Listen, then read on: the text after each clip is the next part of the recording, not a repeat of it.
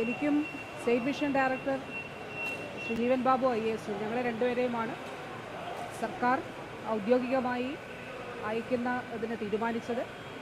സർക്കാരിൻ്റെ പ്രതിനിധിയായി എന്നെ അയക്കുന്നു എന്നുള്ള സർക്കാർ ഉത്തരവിറക്കി കേന്ദ്ര സർക്കാരിനോട് ഇത് സംബന്ധിച്ചിട്ടുള്ള അനുമതി തേടി കേന്ദ്ര വിദേശകാര്യ മന്ത്രാലയം പൊളിറ്റിക്കൽ ക്ലിയറൻസ് നൽകേണ്ടതായിട്ട് ഉണ്ടായിരുന്നു. പക്ഷേ ആ യാത്രാനുമതി കേന്ദ്രം നൽകിയില്ല. പൊളിറ്റിക്കൽ ക്ലിയറൻസ് കേന്ദ്ര വിദേശകാര്യ മന്ത്രാലയം നൽകിയില്ല.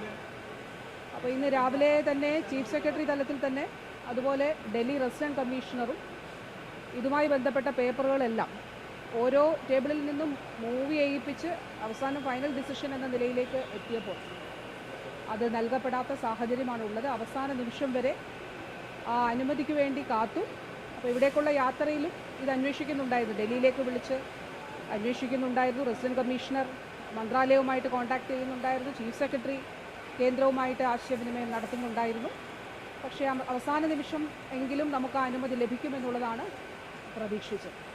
ഇവിടെ പറഞ്ഞതുപോലെ കുവൈറ്റിലുണ്ടായ ദുരന്തത്തിൽ ഏറ്റവും അധികം മരണപ്പെട്ടത് നമ്മുടെ ആളുകളാണ്, മലയാളികളാണ്.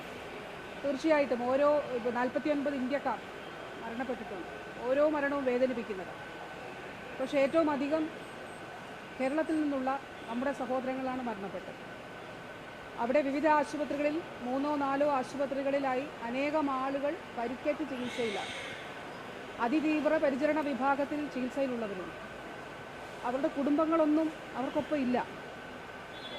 അപ്പോൾ ഒരു ദുരന്തത്തിൻ്റെ മുഖത്ത്, മരണങ്ങളുടെ മുൻപിൽ, ദുഃഖത്തിൻ്റെ മുന്നിൽ, കണ്ണീരിൻ്റെ മുന്നിൽ കേരളത്തോട് ഇങ്ങനെയൊരു സമീപനം കേന്ദ്രം സ്വീകരിച്ചത് അത് തെറ്റായൊരു കാര്യമാണ്, അങ്ങേയറ്റം നിർഭാഗ്യകരമാണ്.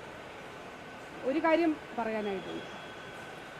ഇപ്പോൾ അവരുമായിട്ട് നിരന്തരമായിട്ട്, നമ്മുടെ ആളുകളുമായിട്ട് നിരന്തരമായിട്ട് ആശയവിനിമയം നടത്തിയപ്പോൾ കേന്ദ്രത്തോട് നമ്മൾ ആവശ്യപ്പെട്ടത് ഇതാണ്. ഈ 49 പേർ മരിച്ചതിൽ 23 പേരുടെ മലയാളികളായിട്ടുള്ളവരെ ഡിക്ലെയർ ചെയ്തു ഒഫീഷ്യലി.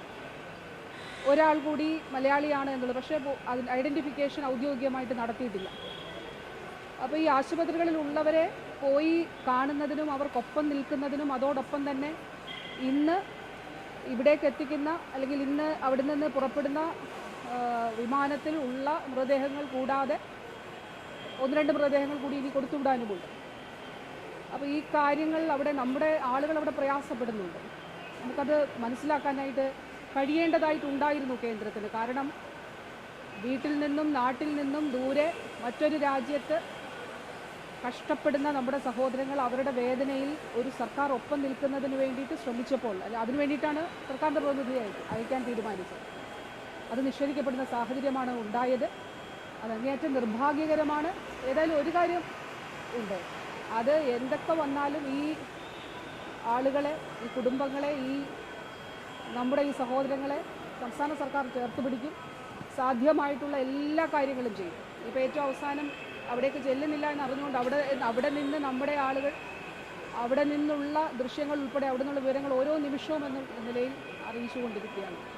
വളരെ വളരെ ഒരു ദുഃഖത്തിൻ്റെയും ദുരന്തത്തിൻ്റെയും മുഖത്ത് ഈ ഒരു നിലപാട്, ഒരു കേരളത്തോട് ഇങ്ങനൊരു സമീപനം, അത് വളരെ വളരെ നിർഭാഗ്യകരമായി എന്നുള്ളതിൽ യാതൊരു തർക്കവുമില്ല. അത് തെറ്റായ നിലപാട് തന്നെയാണ്. നമ്മുടെ ഈ ആളുകളെ, നമ്മുടെ സഹോദരങ്ങളെ സംസ്ഥാന സർക്കാർ ചേർത്ത് പിടിക്കും. സാധ്യമായിട്ടുള്ള എല്ലാ കാര്യങ്ങളും ചെയ്യും.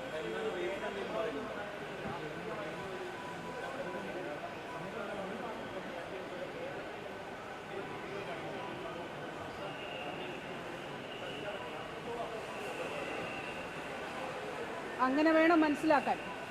ഇത് വളരെ വ്യക്തമായിട്ടുള്ളൊരു കാര്യമാണല്ലോ. കാരണം ഒരു സ്റ്റേറ്റിലെ ഒരു മിനിസ്റ്റർ സർക്കാരിനെ റെപ്രസെൻ്റ് ചെയ്ത് അവിടേക്ക് പോവുകയാണ്. അതിന് നമുക്ക് വ്യക്തമായിട്ടുള്ളൊരു കാരണമുണ്ടല്ലോ.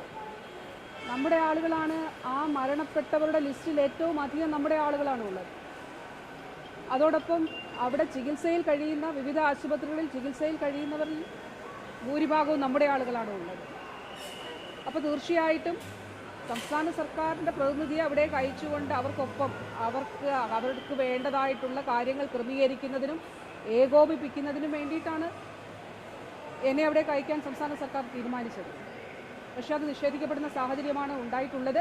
അതാണ് ഞാൻ പറഞ്ഞത്, ഒരു ദുരന്തത്തിൻ്റെ ദുഃഖത്തിൻ്റെ മുഖത്ത് ഇത്തരത്തിലുള്ളൊരു നിലപാട് അത് ഒരു കാരണവശാലും അത് ഉണ്ടാകാൻ പാടില്ലാത്ത നിലപാടാണ്. അത് മാത്രമേ ഇപ്പോൾ പറയുന്നുള്ളൂ. കാരണം നമ്മുടെ ഒരു സ്റ്റേറ്റ് തന്നെ എത്രയോ 23 കുടുംബങ്ങൾ ഇന്ന് ഓരോ വീട്ടിലും കടന്നു ചെല്ലുമ്പോൾ ഹൃദയഭേദകമായിട്ടുള്ള, അത്യന്തം ഹൃദയഭേദകമായിട്ടുള്ള, തകർന്നു പോകുന്ന ഒരു അനുഭവമാണുള്ളത്. കാരണം ഒരു ഉറങ്ങി എഴുന്നേൽക്കുമ്പോൾ മക്കളില്ലാതെയാകുന്ന സാഹചര്യം, സഹോദരങ്ങളില്ലാതെയാകുന്ന സാഹചര്യം, അല്ലെങ്കിൽ ഭർത്താവില്ലാതെയാകുന്ന സാഹചര്യം, എന്ത് വേദനാജനകമാണത്. നമ്മൾ സ്റ്റേറ്റ് മറ്റൊന്നും ചോദിച്ചില്ലല്ലോ. നമ്മൾ ചോദിച്ചത് ഈ ആളുകൾക്കൊപ്പം നിൽക്കുന്നതിന് വേണ്ടി, അവിടെ പോകുന്നതിന് വേണ്ടി നമ്മുടെ ആളുകൾ അവിടെ കഷ്ടപ്പെടുന്നു, പ്രയാസപ്പെടുന്നു.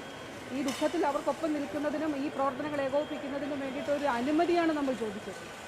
ആ അനുമതി നിഷേധിക്കപ്പെട്ടിരിക്കുകയാണ്. അങ്ങനെ ഒരു കാര്യവും പറഞ്ഞില്ല എന്നുള്ളതാണ് അതിലേറ്റവും വിചിത്രമായിട്ടുള്ള കാര്യം. കേട്ടില്ല. അതെ, കാരണം ഞാൻ ഇങ്ങോട്ട് ഉള്ള യാത്രയിൽ നിരന്തരമായിട്ട് ചീഫ് സെക്രട്ടറിയുമായി സംസാരിക്കുന്നുണ്ടായിരുന്നു. ചീഫ് സെക്രട്ടറി തന്നെ നേരിട്ട് ഇടപെട്ടുകൊണ്ട് കേന്ദ്രവുമായിട്ട് ആശയവിനിമയം, കേന്ദ്ര വിദേശകാര്യ സെക്രട്ടറിയുമായി സംസാരിച്ച് ഇതിന് അനുമതിക്ക് വേണ്ടിയിട്ട് ശ്രമിച്ചിരുന്നു. അപ്പോൾ ഏറ്റവും അവസാനം ഇവിടെ നമ്മുടെ ചെക്ക് ഇൻ സമയം കഴിഞ്ഞിരിക്കുകയാണ്. അതുവരെ നമുക്ക് കിട്ടുമെന്നുള്ളൊരു പ്രതീക്ഷയിലോ ആണ് നിന്നത് വാസ്തവത്തിൽ. അപ്പോൾ അത് കിട്ടില്ല എന്നുള്ളത് ഉറപ്പിച്ചു. അനുമതി നിഷേധിക്കപ്പെട്ട സാഹചര്യത്തിലാണ് ഇന്നത്തെ യാത്ര റദ്ദാക്കിയിട്ടുള്ളത്.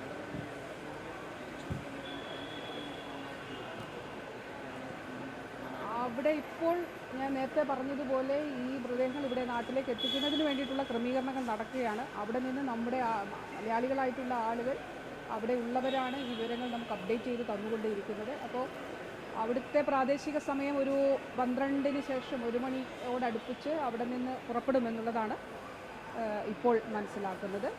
ഞാൻ പറഞ്ഞതുപോലെ 23 പേരെ ഐഡൻറ്റിഫൈ ചെയ്തു. ഒരാൾ തമിഴിനാണ് എന്നുള്ളത് പറയുന്നു, ഒരാൾ മലയാളിയാണ്. പക്ഷേ ഐഡൻറ്റിഫിക്കേഷൻ ഔദ്യോഗികമായിട്ട് നടന്നിട്ടുണ്ട്.